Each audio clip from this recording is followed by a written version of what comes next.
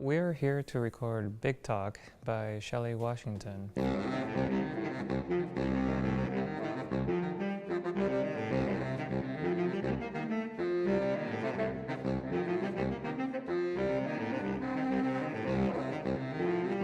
I met Shelley when she was a saxophone student.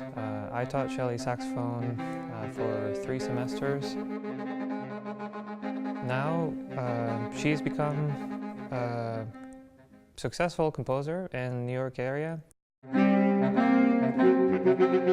Big Talk, like a lot of Shelley's music, is a reflection of her own experiences, and so that's something I really like about Shelley as a composer, is that she is able to put a narrative that has to do with, say, a memory or an experience that she's having into the music in a very specific way.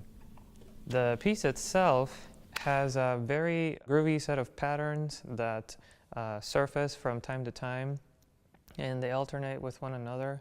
So there's a repetition that each saxophone goes through, and I think what's interesting about it is how you experience each saxophone, and then how when both saxophones come together you have a different experience as these composite rhythms start to grow out of 2 individual parts. One of the particularities of the baritone saxophone is that it has a low A, and it's 1/2 step lower than all of the other saxophones in the traditional family of saxophones. Shelley takes advantage of this unique characteristic of the baritone saxophone, the low A, and built these patterns around using that particular note on the saxophone. In classical saxophone, the large majority of the repertoire is for the alto saxophone.